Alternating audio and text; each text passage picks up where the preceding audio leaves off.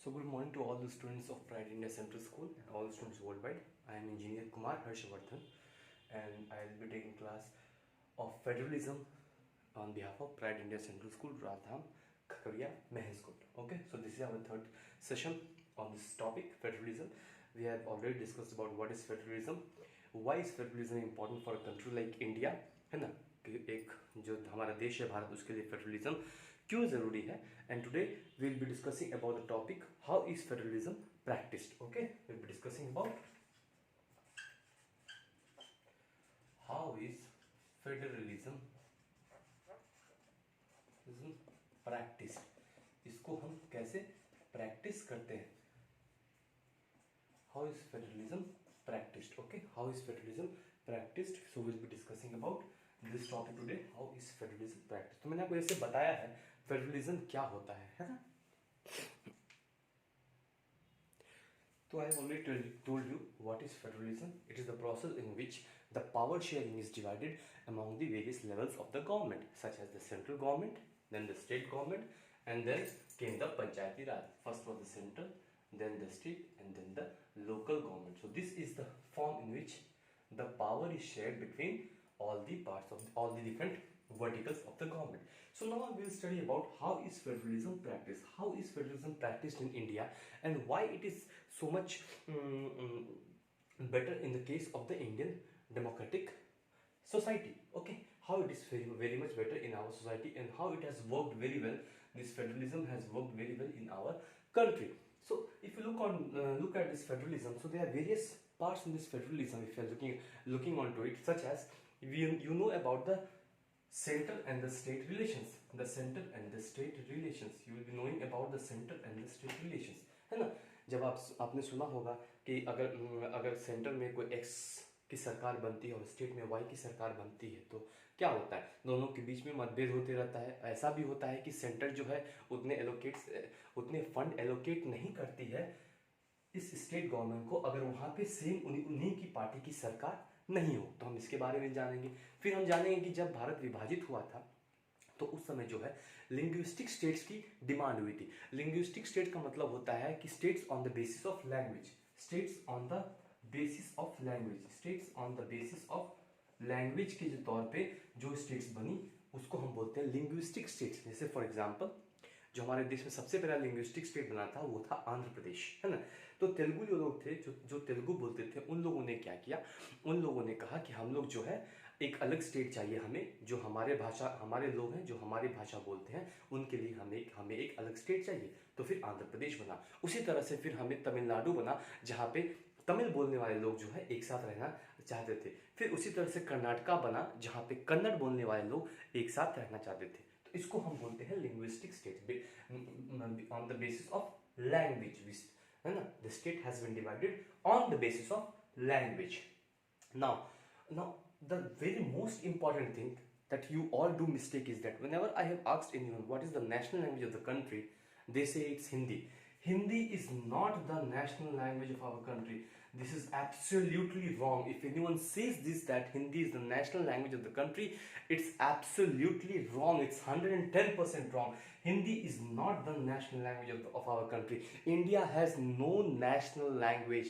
भारत की कोई भी नेशनल लैंग्वेज नहीं है. About 40 to 42% of the Indians only speak Hindi, है ना. The rest speak other languages such as Tamil, Telugu, Kannada, Konkani, so all these things. Okay, so only 40 to 42% of people speak Hindi. So if you see by the mathematical way, how can Hindi be the national language जब वहाँ पे more than 50% लोग हिंदी नहीं बोलते हैं.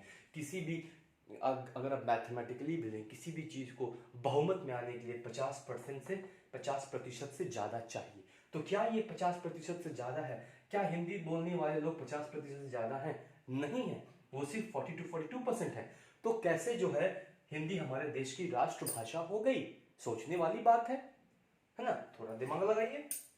और चौथा जो है संविधान में कहा गया था कि इंग्लिश को जो है पूरी तरह से बंद करना है, लेकिन ये इसलिए नहीं हो पाया क्योंकि apart from the northern part of the country जहां हिंदी बोली जाती है, अगर आप साउथ में चले जाए आंध्र प्रदेश, तमिलनाडु, कर्नाटका, केरला, है ना, अगर आप इन सभी सभी जगहों पे चले जाए तो क्या है, अगर इंग्लिश बंद कर देंगे तो फिर क्या होगा, इन सभी जगहों पे दिक्कत हो जाएगी। तो फिर ये सिर्फ अपने लोकल भाषा में बोलेंगे, तो ये अगर आंध्र प्रदेश में तेलुगु बोलेंगे, फिर तमिलनाडु में तमिल, यहाँ समझ में नहीं आएगा, यहाँ तमिल बोलेंगे, यहाँ पे कन्नड़, ये समझ में नहीं आएगा। जैसे कन्नड़ में बोलते हैं निंद पेरेंद, है ना, तुम्हारा नाम क्या है ना।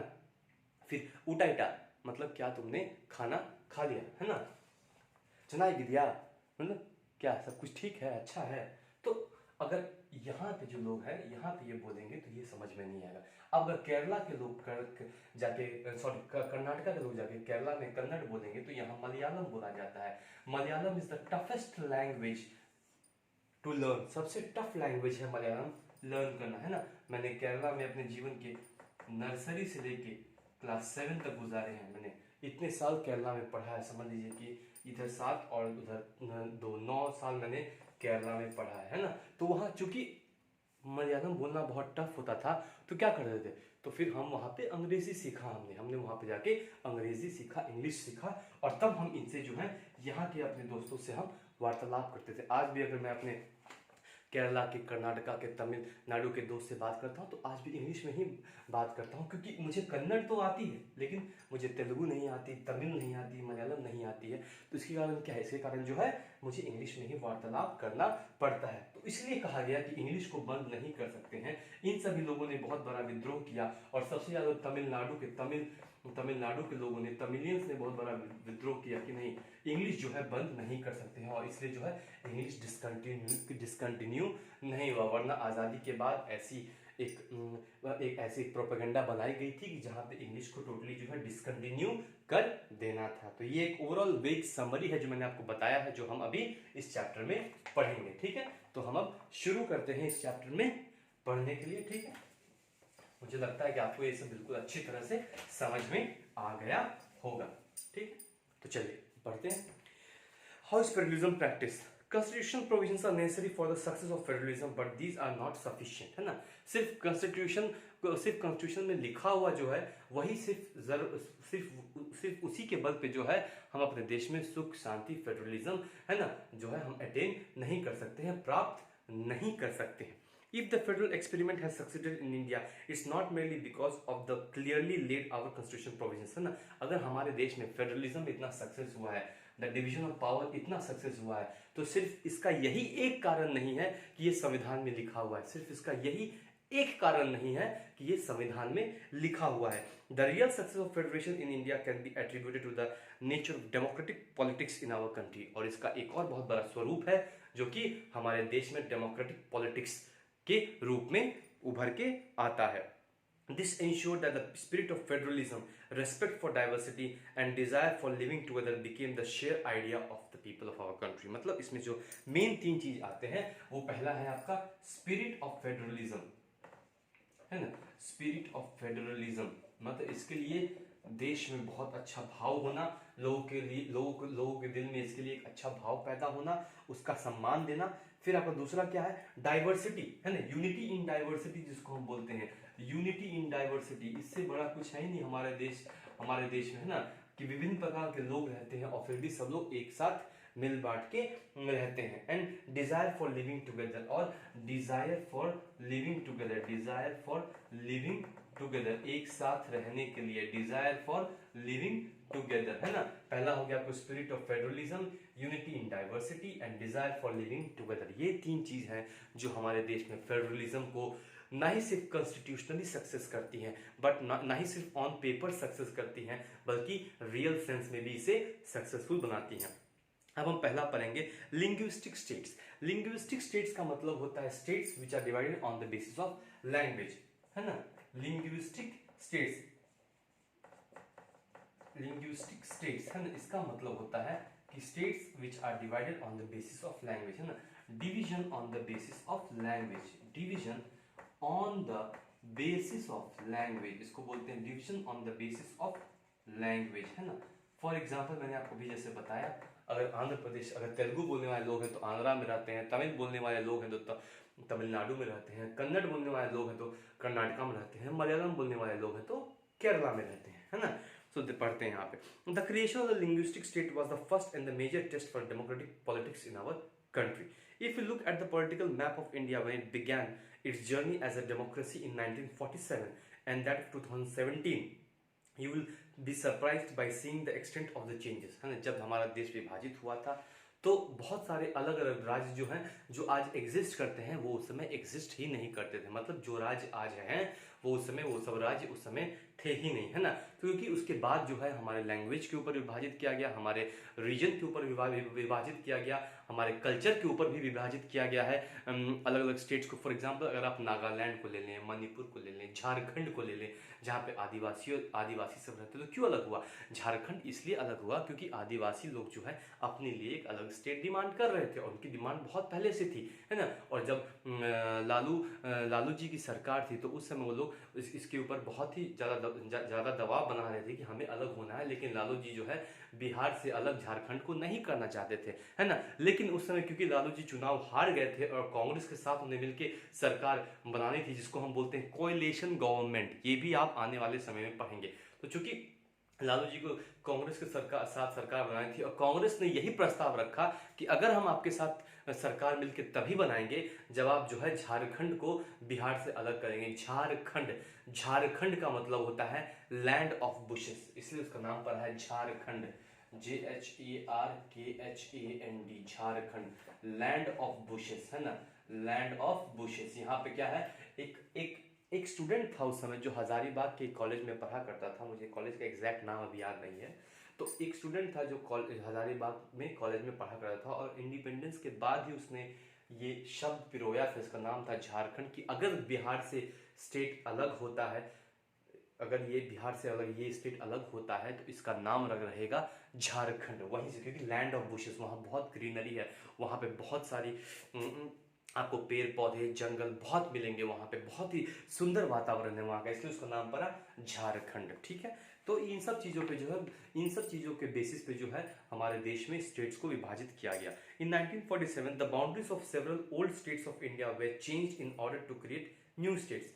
This was done to ensure the people who spoke the same language lived in the same state. मतलब जो लोग वही लैंग्वेज बोलते हैं वो सेम स्टेट में रहेंगे। फॉर एग्जाम्पल आप देखेंगे अगर कोई भोजपुरी बोलता है तो क्या यूपी बिहार में रहता है, अगर कोई आपको कन्नड़ बोलता है तो वो कर्नाटका में रहता है, अगर कोई तेलुगु बोलता है तो आपको वो आंध्र प्रदेश में रहता है। तो उस हिसाब से जो है स्टेट को बांटा गया। States were created not on the basis of language, not only on the basis of language but to recognize different differences based on culture, ethnicity और जियोग्राफी, है ना। तो सिर्फ ना ही लैंग्वेज के ऊपर बांटा गया बल्कि इसके ऊपर बांटा गया कि कल्चर, जैसे आप देखेंगे मणिपुर में एक अलग कल्चर है, नागालैंड में एक अलग कल्चर है, झारखंड में अलग कल्चर है। तो इन सभी चीज़ों की, इन कल्चर्स के बेसिस पे भी जो है बांटा गया हमारे देश में अलग अलग स्टेट्स को, है ना। These states include Nagaland, Manipur, Jharkhand, Uttarakhand etcetera, है ना।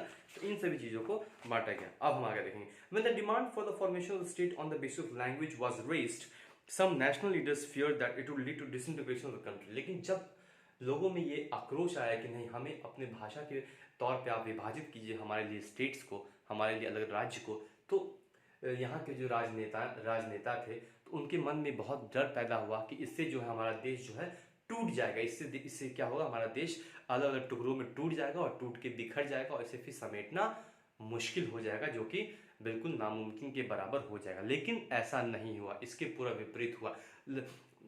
अलग अलग स्टेट्स को, अलग अलग राज्य को उनके भाषाओं के तौर पे, उनकी भाषाओं के मुताबिक बांटने के बाद भी जो है हमारा स्टेट जो है उतनी ही यूनिटी और उतनी ही स्ट्रेंथ के साथ आज भी खड़ा है, वो आप देख सकते हैं। The central government resisted linguistic states for some time, है ना। जो हमारी केंद्र में सरकार थी उसने रेसिस्ट मतलब उसने रोकना चाहा कि नहीं, यस, ऐसा होने पे जो है देश बिखर सकता है।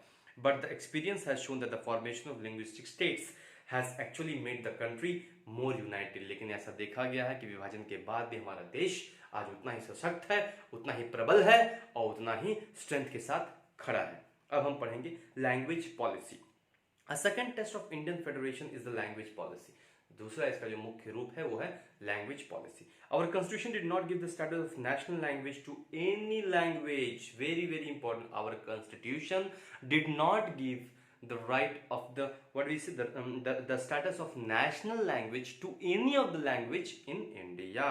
Hindi was identified as an official language. Hindi was just identified as an official language. Hindi is not the national language of our country. Please, please and please mind it. Hindi is not the national language of our country. If you see it mathematically also, it is not spoken by more than 50% of the people in our country. So hence it cannot be the national language of our country. But Hindi is the mother tongue of only about 40% of the Indians. Therefore, there were many safeguards to protect other languages. Beside Hindi, there are 21 other languages which are recognized as scheduled languages. And beside Hindi, there are 21 other languages. Beside Hindi, there are 21 other languages which are recognized as scheduled languages, है ना, which are recognized as scheduled languages. Hindi के अलावा भी 21 ऐसे language हैं जिसको recognise किया गया है और जिसको जो है भारत सरकार है वो उसे छोड़ नहीं सकती है, उसका भी रिकॉग्निशन होना है, उसका भी जो है हमें उसको भी फॉलो करना है, उसे भी मुख्य धारा में लाना है. A candidate in the examination, है ना, conducted by the central government में opt to take the examination in any of the scheduled language, है ना. इन 21 लैंग्वेज में अगर कोई सेंट्रल गवर्नमेंट की परीक्षा लिखते हैं, फॉर एग्जांपल अगर आप देख रहे हैं कोई यूपीएससी की परीक्षा लिखता है, यूनियन पब्लिक सर्विस कमीशन की परीक्षा लिखता है, तो वो ना ही सिर्फ अंग्रेजी में बल्कि हिंदी, मैथिली या फिर आपको क्या बोलते हैं, आपको तमिल, तेलुगु, कन्नड़, इन सभी भाषाओं में वो परीक्षा लिख सकता है ना. Much of the government work to place in the official language of the concern state. और आप कंसर्न स्टेट में जाएंगे, जैसे कि आपने देखा कुछ महीनों पहले कर्नाटका में क्या हुआ कि जैसे कर्नाटका की मेट्रो स्टेशन है तो वहां पे साइन बोर्ड्स लगे रहते हैं कर्नाटका मेट्रो स्टेशन पे, like suppose this is Karnataka metro station, okay, like suppose this is Karnataka metro station, this is Karnataka metro station. अगर इस पे आप देखेंगे तो यहाँ हिंदी में लिखा रहता है, फॉर एग्जांपल कोई MG रोड, ये हिंदी में लिखा रहेगा, फिर ये कन्नड़ में लिखा रहेगा MG रोड करके, ऐसे करके कन्नड़ में भी लिखा रहेगा आपको MG रोड, है ना. और फिर ये जो क्या है, ये एक और भाषा हिंदी में लिखा रहेगा M, है ना, M कैसे लिखेंगे, हिंदी में लिखा रहेगा MG रोड, हिंदी में भी यहाँ पे लिखा रहेगा MG रोड, ओके. तो यहाँ पे क्या उन्होंने कहा कि नहीं, हिंदी को हम जो है भाषा नहीं मानते हैं, ये जो कोई राष्ट्र भाषा नहीं है. तो चूंकि ये कन्नड़ स्टेट है तो यहाँ पे सिर्फ हिंदी और यहाँ पे सिर्फ इंग्लिश में और यहाँ पे सिर्फ कन्नड़ में लिखा रहेगा, है ना. ये पूरी तरह से एग्जैक्टली कन्नड़ में नहीं लिखा है जो मैंने लिखा है ना, ये पूरी तरह से एग्जैक्टली उसमें नहीं लिखा हुआ है, मैंने एक उदाहरण देकर आपको बता रहा हूँ. तो इसमें क्या है कि हिंदी इंग्लिश में लिखा रहेगा, कन्नड़ में लिखा रहेगा, लेकिन हिंदी में जो MG रोड है वो नहीं लिखा रहेगा, उसे काट दिया गया. इसके कारण बहुत बवाल भी हुआ था हमारे देश में, है ना, कि हिंदी को वहां से हटा दिया गया. आप अगर कर्नाटका जाएंगे, वहां पे अगर आप मेट्रो स्टेशन जाएंगे, देखिएगा वहां पे हर एक जगह इंग्लिश और कन्नड़ में ही लिखा हुआ है, हिंदी में MG रोड नहीं लिखा हुआ है ना, हिंदी में MG रोड नहीं लिखा हुआ है. तो ये क्या है, ये लैंग्वेज पॉलिसी है कि हर एक स्टेट में जो है अपनी अपनी लैंग्वेजेस में ही चीजें लिखी जाती हैं, है ना. Unlike Sri Lanka, the leaders of our country adopted a very cautious attitude to speaking the use of Hindi. According to the constitution, the use of English for official purpose was to stop in 1965. सन 1965 में ही अंग्रेजी को रोकना था, है ना.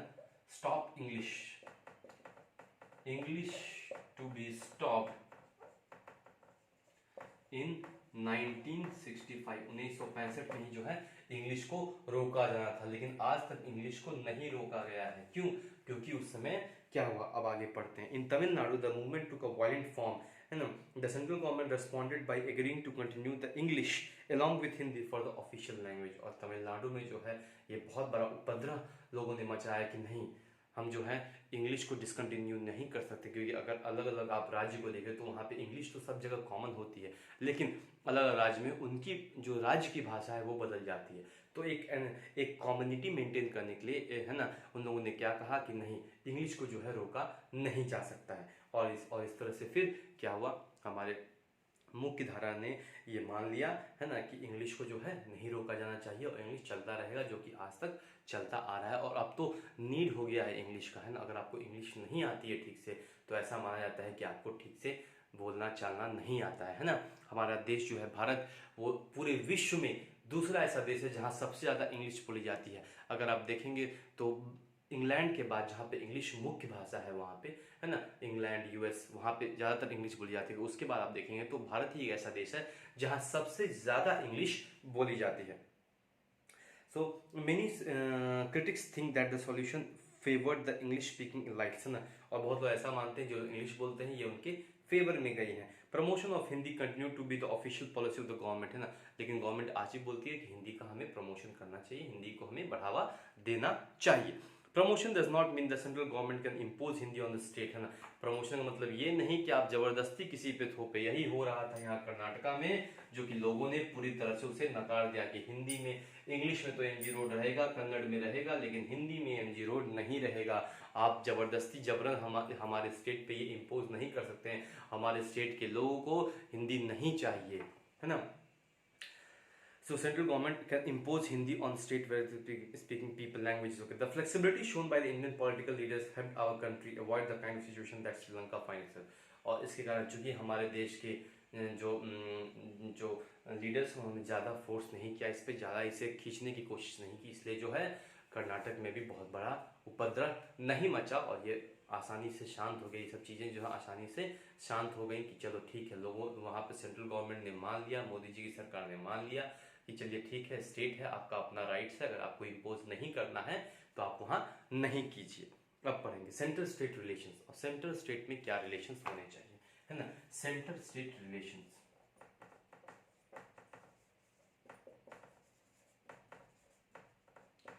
Central state relations में क्या होनी चाहिए, देखिए बहुत इंपॉर्टेंट है। मान लीजिए अभी जो है बीजेपी की सरकार है सेंटर में, है ना, सेंटर में बीजेपी की सरकार है, और अगर कोई उड़ीसा में मान लीजिए उड़ीसा में क्या है, बीजू जनता दल की सरकार है, बीजेडी की सरकार है, बीजू जनता दल। अब देखिए सेंटर में एक अलग पार्टी की सरकार है और उड़ीसा में क्या है, स्टेट में एक अलग पार्टी की सरकार है। ये है सेंटर और ये है स्टेट। तो सेंटर में एक अलग पार्टी की सरकार है, स्टेट में अलग पार्टी की सरकार है। तो फंड्स कहां से आते हैं इस राज्य को चलाने के लिए? फंड जो है राज्य खुद के अलावा भी जो टैक्स वगैरह लेता है, टैक्स लीकर, हमने कल पढ़ा था, इन सब चीजों के अलावा भी इसको जो है सेंट्रल गवर्नमेंट से फंड्स आते हैं। तो होता क्या है, अगर सेंट्रल गवर्नमेंट की सरकार अलग पार्टी की है और स्टेट गवर्नमेंट की सरकार अलग पार्टी की है, तो यहाँ क्या होता है, भेदभाव होना शुरू हो जाता है। मान लीजिए कोई और एक स्टेट है, मान लीजिए बिहार को ले लीजिए, यहाँ जैसे जेडीयू बीजेपी की सरकार, तो यहाँ क्या है, बीजेपी बीजेपी सेम सरकार है, तो यहाँ पे क्या होगी, इसको फंड्स बिल्कुल बेहतर तरीके से अच्छे तरीके से एलोकेट होगा।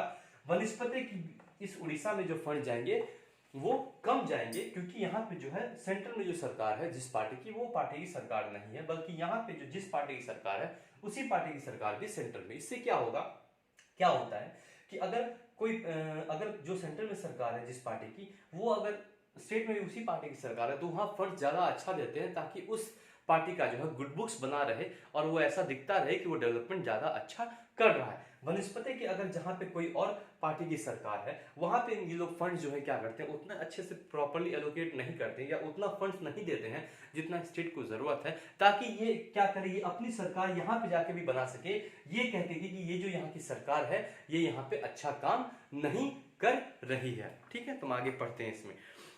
Restructuring the center-state relationship is one more way in which federalism has been strengthened in our country. How the constitutional arrangement for sharing power work is in reality depends to a large extent on how the ruling parties and the leaders follow this arrangement.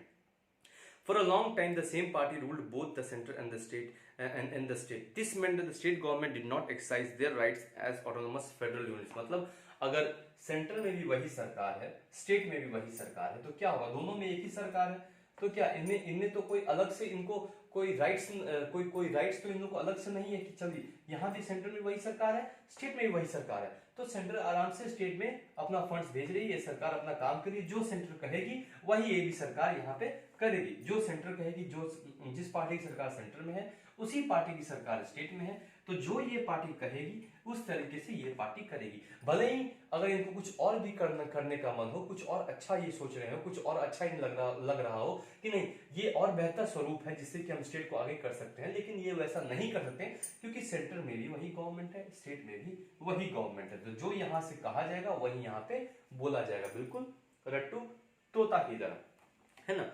अब देखिए इसमें आगे क्या होता है। This mean that the state government did not exercise the rights as autonomous federation, autonomous मतलब independent federation, as and when the ruling party at the state level was different, the parties that ruled at the center tried to undermine the power of state। जो मैंने आपको बोला, अब जैसे ही यहाँ पे सरकार बदली, जैसे ही स्टेट में बीजू जनता दल की सरकार आ गई, सेंट्रल में बीजेपी की सरकार आ गई, मान लीजिए ये एक्स की सरकार है यहाँ पे, वाई की सरकार है यहाँ पे, तो क्या होगा, अब ये एक्स की सरकार जो है इसको उतना फंड्स नहीं देगी, उतना फंड्स एलोकेट नहीं करेगी, उतनी सुविधाएं नहीं देगी, क्योंकि अगर ये उतना ही सुविधा इसको भी देती है जितना ये उसको जितना ये इसको दे रही है, जहां पे इसकी खुद की सरकार है, तो शायद हो सकता है कि ये सरकार इस सरकार से बेहतर काम कर जाए, या ये सरकार इस सरकार से बेहतर काम कर जाए जो सेंट्रल में है। तो इससे क्या होगा, इससे क्या होगा,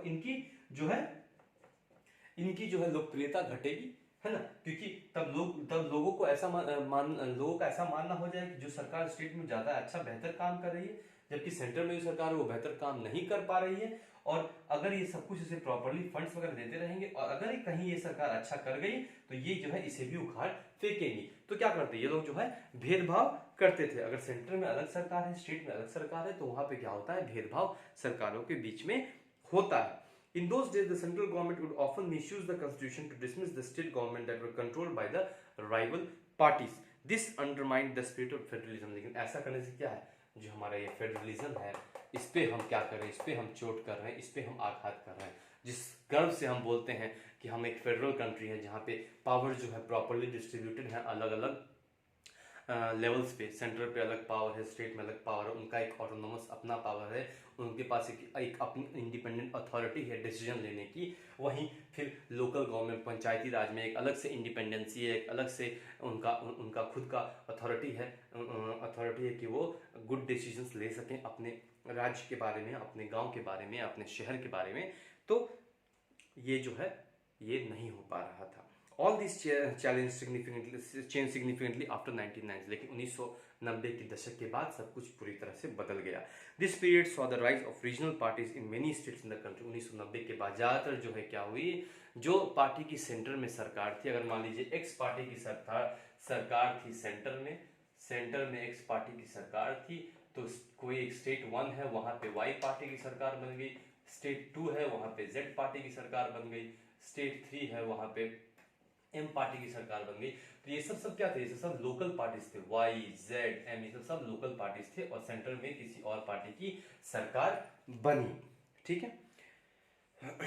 Since no single party got a clear majority in the Lok Sabha, the major national party had to enter into alliance। अब चूंकि किसी को पूरा मेजोरिटी नहीं मिला है ना, मेजोरिटी मतलब more than 50% of the votes, है ना, एटलीस्ट आपको 50% से ज्यादा आपको वोट चाहिए ताकि आप खुद के सरकार बना सकें, है ना।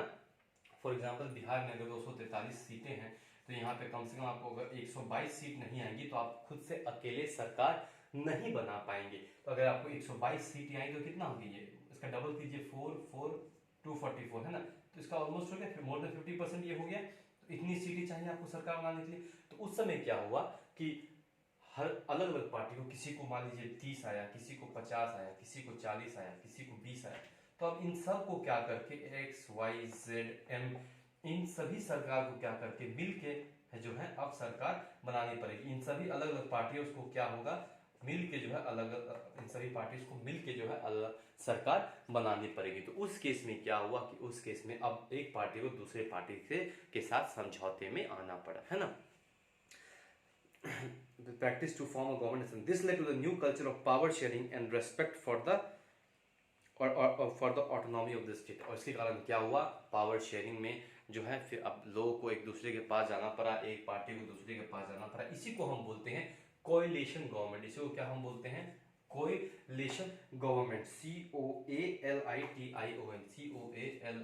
COALITION। कोएलिशन गवर्नमेंट मतलब एक से ज्यादा पार्टी अगर मिल के सरकार बनाती है, party X plus party Y plus party Z, ये तीनों मिलके अगर गवर्नमेंट बनाती है, सरकार बनाती है, तो इसी को हम बोलते हैं कोएलिशन गवर्नमेंट। क्योंकि किसी एक पार्टी की पूर्ण बहुमत नहीं है, ना तो एक्स पार्टी की है, ना तो वाई पार्टी की है, ना ही जेड पार्टी। किसी भी पार्टी की जो है पूर्ण बहुमत यहाँ से नहीं। फॉर एग्जाम्पल अगर आप बिहार में देखें आज का सिनेरियो, अगर हम बिहार का बात करें 2020 का, तो मैं आपको बताता हूँ आज के सिनेरियो में क्या है बिहार का। तो आज का अगर सिनेरियो आप बिहार का देख लें तो दो बेसिकली दो मेजर पार्टीज हैं, एक है महागठबंधन, एक है महागठबंधन और दूसरा है आपको बीजेपी, जेडीयू प्लस अदर्स, है ना, प्लस अदर्स। इसमें छोटे छोटे एक दो पार्टी है, सहनी की पार्टी है, सन ऑफ मल्ला जो कहते हैं, बल्कि भले कुछ करते हैं लेकिन सन ऑफ मल्ला अपने वो कहते हैं। सहनी की पार्टी है, बीजेपी की पार्टी है, जेडीयू है ना।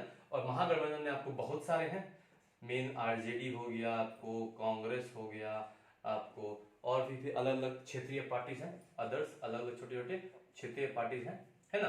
तो ये क्या हो गया, ये जो गवर्नमेंट है इसको, या ये जो गवर्नमेंट है इसको, दोनों को हम क्या बोलेंगे, कोएलिशन गवर्नमेंट बोलेंगे। दोनों को हम क्या बोलेंगे, कोएलिशन गवर्नमेंट बोलेंगे, क्योंकि यहां पर किसी एक की, अगर सिर्फ एक पार्टी, सपोज जेडीयू, एक जेडीयू है एक जेडीएस है, कंफ्यूज मत कीजिएगा, ये जनता दल यूनाइटेड है, ये जनता दल सेक्युलर है ना, ये जनता दल सेक्युलर है, ये जनता दल यूनाइटेड है। यूनाइटेड किसकी है, ये नीतीश बाबू की है ना। वेर सेक्युलर किसकी है, ये एच डी देवेगौड़ा की पार्टी है ना, ये एच डी देवेगौड़ा की पार्टी है। वेर जनता दल यूनाइटेड जो बिहार में, ये बिहार में ये पार्टी काम कर रही है जेडीयू, वेर ये कर्नाटका में ये पार्टी काम कर रही है जेडीए, जनता दल सेक्युलर, ठीक है। तो इसी को हम बोलते हैं कोएलिशन गवर्नमेंट, जब एक से ज्यादा पार्टी जो है एक साथ मिलकर जो है सरकार बनाती हैं तो उसे हम कोएलिशन गवर्नमेंट करते हैं, जहां किसी एक भी सरकार का पूर्ण बहुमत नहीं होता है, ठीक।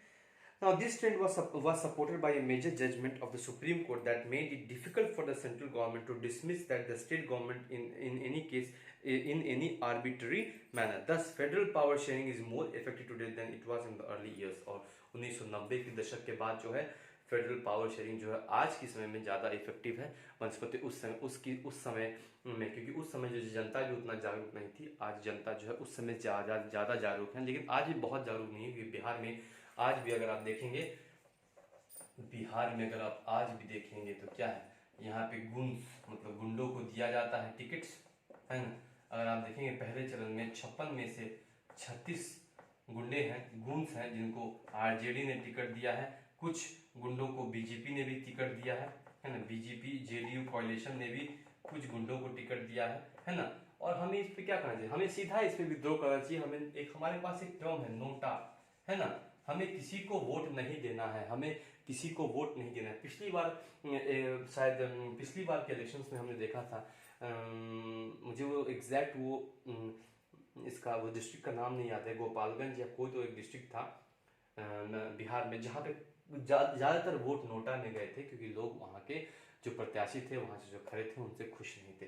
तो अगर इस तरह से अगर प्रत्याशियों को खड़ा किया गया, 56 में से 36 गुंडे हैं जिनके ऊपर जो है मेजर क्रिमिनल चार्जेस हैं, मेजर क्रिमिनल चार्जेस हैं, जो कि आरजेडी ने जिन्हें टिकट दिया है, और जेडीयू ने भी कुछ लोगों को टिकट दिया है। एग्जैक्ट फिगर मुझे याद नहीं है, लेकिन उन्होंने भी दिया है जिनके ऊपर क्रिमिनल चार्जेस हैं। तो ऐसे लोगों को बिल्कुल ही हमें अपने मेन स्ट्रीम से, अपने समाज से अलग करना है ना। कई सारे लोग हैं, मैं इनका नाम नहीं लेना चाहूँगा, है ना, तो इन्हें जो है बिल्कुल अलग करना है। प्लस जो है हमें दूसरी बात है वो कास्ट पॉलिटिक्स, जो बिहार में बहुत इंपॉर्टेंट रोल प्ले करती है। कल ही मैं एक न्यूज़पेपर पढ़ रहा था, तो हमारे क्या बोलते हैं नारायणपुर, शायद नारायणपुर पसराहा नारायणपुर में कहीं पे कोई न्यूज़ रिपोर्टर गया था, उसने पूछा कि भाई आप किसको वोट देंगे, तो उसने ये कहा देखिए हम तो भाई यादव लोग हैं, तो हम यादव को ही वोट देंगे कि यहाँ से यादव कैंडिडेट खड़ा है। लेकिन ऐसा नहीं है कि नीतीश की सरकार ने कुछ किया नहीं है, उन्होंने कोई भी डेवलपमेंट नहीं किया, हाँ लेकिन उतना नहीं किया है जिस स्तर पे करना चाहिए, क्योंकि बिजली पानी ये सब तो आई है, सड़कें तो आई हैं, लेकिन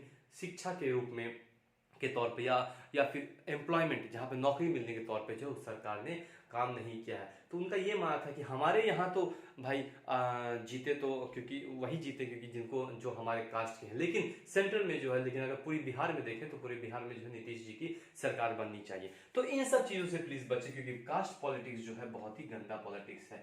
अगर आप ऐसा करते रहेंगे तो बिहार आज ही नहीं, आज के 50-100 साल बाद भी बिहार वहीं का वहीं रहेगा जहाँ पे बिहार आज खड़ा है ना।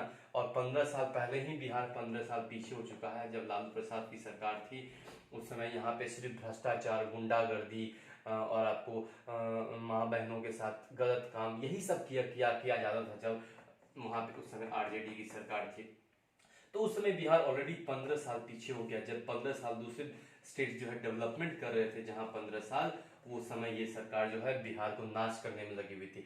अब अगर फिर से सरकार बन गई तो फिर क्या होगा, फिर से अब ये 15 साल पीछे आप मान लीजिए, तो बिहार दूसरे राज्यों से 30 साल पीछे हो जाएगा।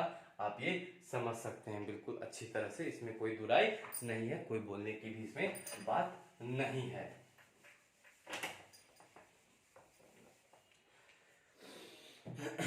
तो thus federal power sharing is more effective today than it was in the early years after the constitution came into force, जब constitution बना। तो आगे अब हम पढ़ेंगे द लास्ट टॉपिक जो इसमें बचा है, डिसेंट्रलाइजेशन इन इंडिया, और फिर आपका ये चैप्टर जो है पूरी तरह से समाप्त हो जाएगा। मुझे लगता है कि आप लोग सब कुछ समझ गए होंगे। बहुत ही रोचक और बहुत ही सुंदर इंपॉर्टेंट चैप्टर है ये, इसे ध्यान से पढ़ें। जो मैं आपको लेक्चर्स यहाँ ऑनलाइन बता रहा हूँ उसे भी सुने, और फिर आप किताब को भी जाके पढ़ें, फिर किताब को पढ़ने के बाद फिर से मेरे लेक्चर्स को सुने। देखिए आपको पॉइंट टू पॉइंट सब कुछ क्लियर हो जाएगा। मैंने लाइन बाय लाइन आपको सब कुछ समझा दिया है। फिर भी कोई दिक्कत हो तो स्कूल का व्हाट्सएप ग्रुप है, आप वहाँ पे ये कर सकते हैं, अपना जो भी प्रॉब्लम्स है उसको आप वहाँ पे शेयर कर सकते हैं, और डेफिनेटली आपके प्रॉब्लम्स को सॉल्व किया जाएगा। सो आज के लिए बस इतना ही। Thank you so much to all the students and all the parents of our country and Pride India Central School. Kindly study this lesson properly, and if you have any doubts, so kindly let it know, and let us know about it, so that we can solve it. And but please, without studying, do not just throw out any questions, है ना, because it will backfire to you। पहले उसे पढ़ें, फिर अच्छे से करें, और फिर जो है उस पर हम लोग बैठ के विचार कर सकते हैं। So thank you so much for patiently listening to me. I am engineer Kumar Harshvardhan, and I was taking class on behalf of Pride India Central School, Rajdham Khagaria, and the chapter was federalism. This was the third class on this topic, and then we'll be having the fourth class tomorrow, and then we will complete this chapter. Thank you so much. Take care of yourselves, take care of the elder members in your family, and please take all the precautions to keep yourself healthy, in a good state of mind, and to prevent COVID-19. Thank you so much.